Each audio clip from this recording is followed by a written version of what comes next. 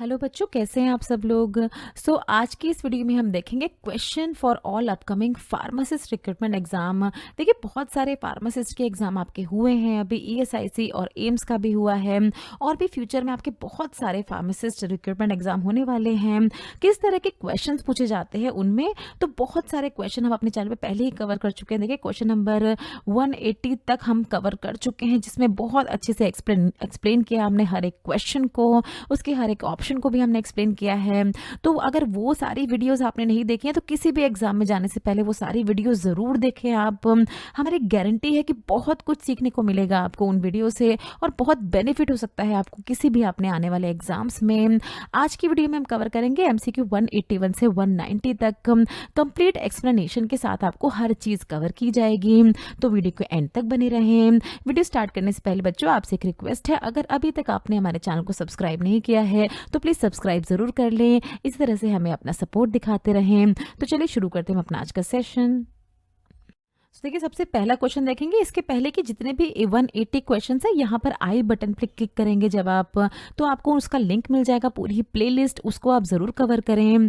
सबसे पहला क्वेश्चन में क्या पूछा है आपसे, देखिए, इसमें से ऐसी कौन सी ओरल एंटीबायोटिक ड्रग है जो कि इंक्रीज कर देती है रिस्क ब्लैडर कैंसर का एंड बोन फ्रैक्चर का। ऑप्शन में आपको दिया गया, देखिए, पायोग्लिटाजोन, मेटफॉर्मिन, केनाग्लिफ्लोजिन या लीराग्लुटाइड। आंसर है बच्चों इसका ऑप्शन ए, पायोग्लिटाजोन हमारी ऐसी ड्रग है एक जो कि एंटीबायोटिक कैटेगरी की ड्रग है। किस क्लास की ड्रग है अगर आपसे पूछें, ये भी कभी बहुत बार आपसे पूछा जाता है, तो थायाजोलिडीन डायोन क्लास की ओरल एंटीबायोटिक एजेंट है ये देखिए, इसको देने से पहले डॉक्टर को बहुत कुछ कंसिडर करना पड़ता है क्योंकि बहुत सारे साइड इफेक्ट्स होते हैं इस तरह की ड्रग के, पायोग्लिटाजोन के। क्या क्या होते हैं साइड इफेक्ट, देखिए, ब्लैडर कैंसर का चांस इंक्रीज होता है, जीआई अपसेट जैसी कंडीशन फेस करनी पड़ती है पेशेंट्स को, एनीमिया भी देखा जाता है काफ़ी सारे पेशेंट्स में, और कुछ न्यूरोलॉजिकल इफेक्ट जैसे आंखों की रोशनी का डिस्टर्ब्ड विजन होना, मतलब आंखों की रोशनी का थोड़ा सा धुंधला पड़ जाना, डिजीनेस यानी चक्कर आना, और हेडेक यानी सर में दर्द जैसी कंडीशन जो है वो काफ़ी सारे पेशेंट्स के द्वारा फेस की जाती हैं। और ऑल्सो क्या है, देखिए, बहुत सारे केसेस में जो वुमेन्स होती हैं उनमें बोन फ्रैक्चर जैसी भी कंडीशन जो कि बहुत ही रेयर होती है, बट इस तरह की कंडीशन भी नोट की गई है काफ़ी सारे केस में। तो ये भी एक तरह का रिस्क होता है इस तरह की ड्रग को लेने का। और कार्डियक फेलियर जैसी कंडीशन, बहुत ही एक्सट्रीम कंडीशन में कार्डियक फेलियर भी देखा गया है। तो इस तरह की ड्रग देने से पहले डॉक्टर को काफ़ी ज़्यादा स्टडी करनी पड़ती है पेशेंट की। तो देखिए, नेक्स्ट क्वेश्चन आपसे पूछ रहे हैं, बेंजाइल बेंजोएट इसमें से क्या है। एक तरह का एंटीसेप्टिक है, एंटीप्लूराइटिक है, डिसइंफेक्टेंट है या स्केबिसाइड है। आंसर है इसका ऑप्शन डी, स्केबिसाइड है बेंजाइल बेंजोएट। यहाँ पर आप एक बॉटल देख रहे हैं जो कि बेंजाइल बेंजोएट की है। क्या होते हैं, देखिए, स्केबिसाइड ये ऐसे प्रिपरेशंस होती हैं जिनको लाइस और स्केबिस की ट्रीटमेंट के लिए यूज़ किया जाता है। लाइस मतलब जब जुएँ वगैरह हो जाती हैं सर में, तो उनकी ट्रीटमेंट के लिए इस तरह की सॉल्यूशंस को यूज़ किया जाता है।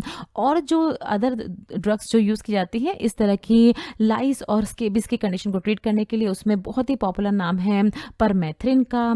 यहाँ पर आप ये देखेंगे, देखिए, ये परमेथ्रिन जो है एक तरह का इंसेक्ट स्प्रे होता है, इंसेक्ट्स को मारने के लिए यूज़ किया जाता है। बेंजाइल बेंजोएट देखिए किस तरह से काम करती है, ये जो भी लाइस वगैरह होते हैं उनके माइक्रोट्यूब्यूल्स में एब्जॉर्ब कर ली जाती है, एब्जॉर्ब हो जाती है, जिससे कि ये इस तरह के जो माइक्रो ऑर्गेनिजम्स होते हैं उनके नर्वस सिस्टम को डिस्टर्ब कर देती है, और जिसके कारण वो मर जाते हैं या वो शरीर से हमारे बाहर निकल जाते हैं, स्कैल्प से बाहर निकल जाते हैं। तो इस तरह से काम करती है बेंजाइल बेंजोएट। देखिए, थर्ड क्वेश्चन में आपसे पूछ रहे हैं कि एफडीए ने अप्रूव की थी नवंबर 2019 में एक ड्रग जिसका नाम था वॉक्सीलोटोरम। इसको किस तरह के कंडीशन को ट्रीट करने के लिए यूज़ किया जाता है, haemolytic anaemia, sickle cell anaemia, non Hodgkin lymphoma या पॉलीसाइथीमिया। तो आंसर है इसका बच्चों option B, sickle cell anaemia जैसी कंडीशन को ट्रीट करने के लिए यूज़ की जाती है इस तरह की ड्रग जो है वॉक्सीलोटोरम। अब ये क्या है, देखिए, सिकल सेल एनीमिया क्या होता है, नॉर्मली हमारी जो आरबीसीज होती है वो इस तरह की ओवल शेप्ड होती हैं जब सब कुछ ठीक से वर्क कर रहा होता है। सिकल सेल एनीमिया में क्या होता है, ये जो आरबीसीज होती हैं ये इस तरह की एबनॉर्मल शेप यानी सिकल शेप की फॉर्म बन जाती हैं, जिसके कारण काफ़ी सारी परेशानी फेस करनी पड़ती है पर्सन को। तो उस कंडीशन को एक तरह से ट्रीट करने के लिए दी जाती है इस तरह की ड्रग वॉक्सिलोटर। ये क्या होती है, देखिए किस तरह से काम करती है। तो ये हीमोग्लोबिन ऑक्सीजन एफिनिटी मॉड्यूलेटर की तरह काम करती है।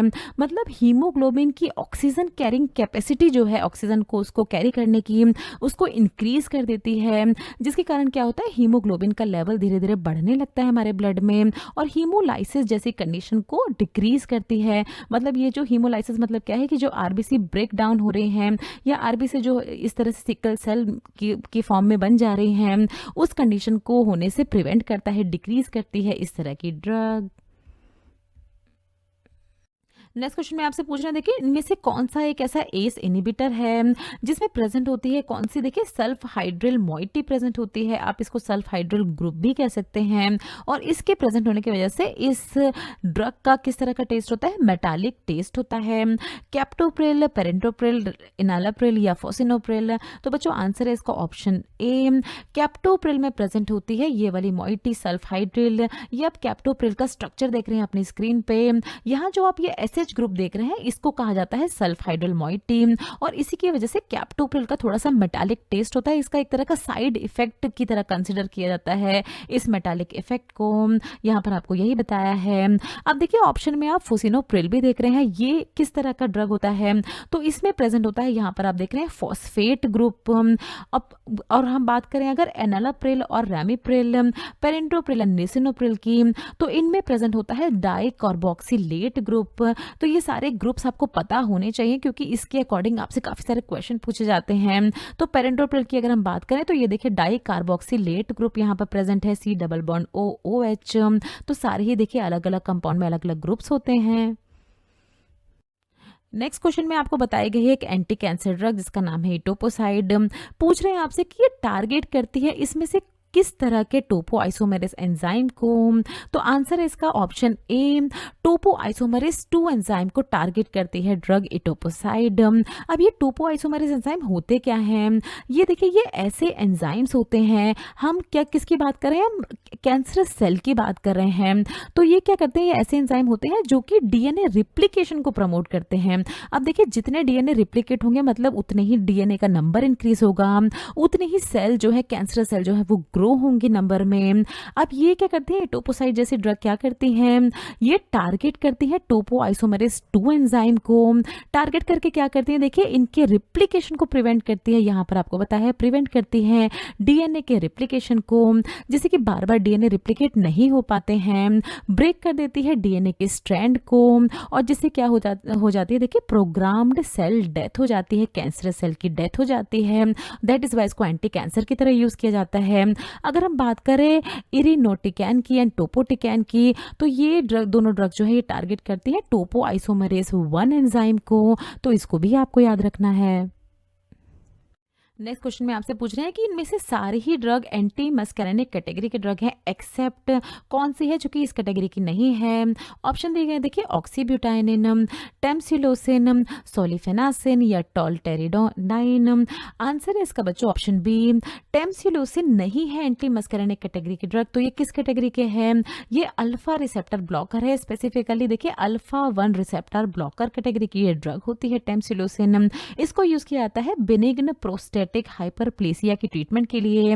अब ये क्या है, देखिए बिनिग्न प्रोस्टेट हाइपरप्लेसिया, ये ऐसी कंडीशन होती है जहां पर ये देखिए ये जो प्रोस्टेट है आप नॉर्मल कंडीशन में देख रहे हैं, सब कुछ ठीक से हो रहा है, यूरिन ठीक से पास हो रहा है, बट इस तरह की कंडीशन में क्या होती है कि ये प्रोस्टेट एनलार्ज हो जाते हैं, बढ़ जाते हैं, जिसके कारण क्या होता है यूरिन पासेज में काफी ज्यादा दिक्कत परेशानी होती है पेशेंट को। तो उस कंडीशन में दी जाती है टेम्सिलोसिन।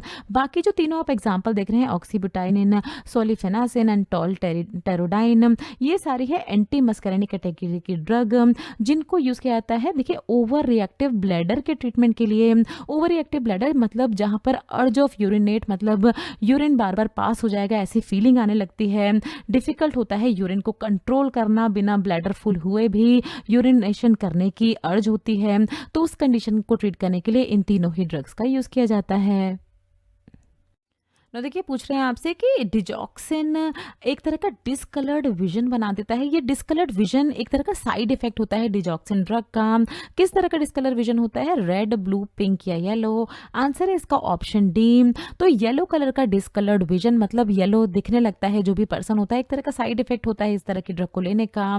इस साइड इफेक्ट को देखिए एक अलग नाम से भी जानते हैं जिसको कहा जाता है ज़ेंथोप्सिया। तो इसके ऊपर भी आपसे क्वेश्चन पूछा जा सकता है, ज़ेंथोप्सिया क्या है? तो एक तरह का डिस्कलर्ड विजन साइड इफेक्ट है डिजॉक्सिन ड्रग का। और भी कुछ साइड इफेक्ट होते हैं डिजॉक्सिन के, जैसे ब्रेडिकार्डिया कॉज कर देता है ये। ब्रेडिकार्डिया क्या होता है? हार्ट बीट स्लोअर हो जाती है, नॉर्मल के कंपैरिजन में काफ़ी धीरे हार्ट धड़कने लगता है। रैशेस हो जाते हैं बॉडी पे, डिजीनेस मतलब थोड़े से चक्कर आने लगते हैं। तो ये कुछ और साइड इफेक्ट हैं डिजॉक्सिन के। नेक्स्ट क्वेश्चन में आपसे पूछ रहे हैं, देखिए इनमें से कौन सी एक एंटी गाउट ड्रग है जो कि मेटाबोलाइज कर देती है यूरिक एसिड को उसकी एक सॉल्युबल फॉर्म में, जिसको कहा जाता है एलेंटॉइन, और जिसे यूरिक एसिड जो है हमारी बॉडी से एक्सक्रीट आउट हो जाता है।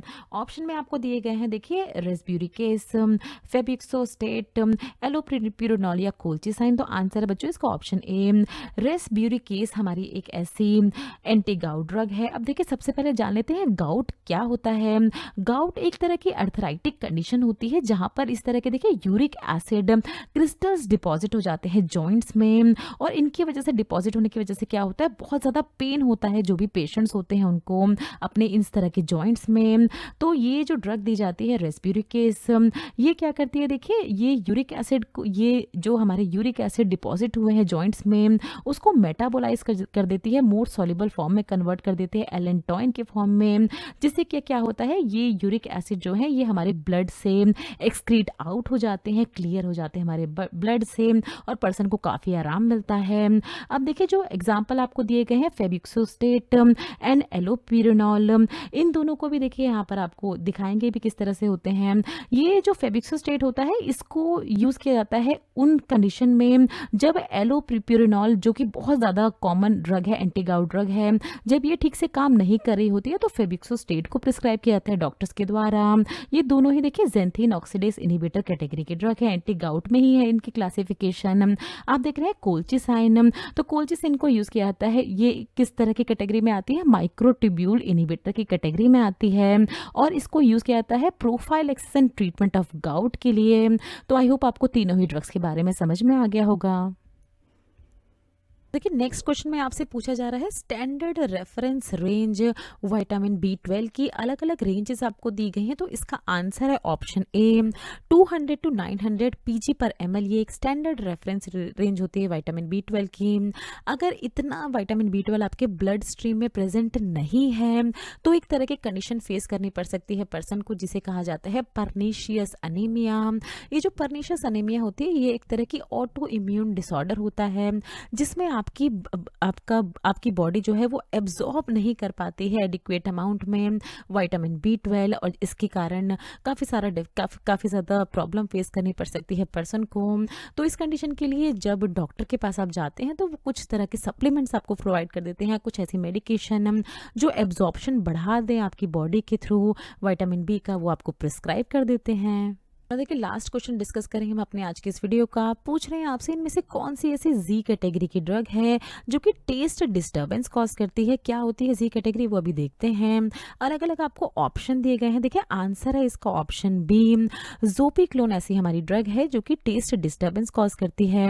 जी कैटेगरी की ड्रग क्या होती हैं, तो ये देखिए ये बेंजोडाइजेपिन ड्रग्स होती हैं जो कि as a sedative and hypnotics दी जाती है बहुत सारे कंडीशंस को ट्रीट करने के लिए, जैसे इंसोम्निया, एंजाइटी। तो इन सारी कंडीशन को ट्रीट करने के लिए इस तरह की ड्रग्स दी जाती हैं जी कैटेगरी की। तो देखिए बाकी सारी जी कैटेगरी की ड्रग्स किसी तरह का टेस्ट डिस्टर्बेंस कॉज नहीं करती हैं, बट ज़ोपिक्लोन कॉज करती है टेस्ट डिस्टर्बेंस। ज़ोपिक्लोन क्या है, एक तरह की ऐसी स्लीपिंग पिल्स होती है जिसको अगर पर्सन को बहुत लंबे समय से इंसोम्निया की प्रॉब्लम है, इंसोम्निया मतलब नींद ना आना, तो इस तरह की प्रॉब्लम को ट्रीट करने के लिए दी जाती है ज़ोपिक्लोन, जिससे कि पर्सन को काफ़ी जल्दी आराम मिल जाता है, काफ़ी जल्दी नींद आ जाती है इस तरह की टैबलेट लेने से। Thanks for watching. Next video में हम कवर करेंगे कुछ इसी तरह के बहुत ही इंपॉर्टेंट क्वेश्चन।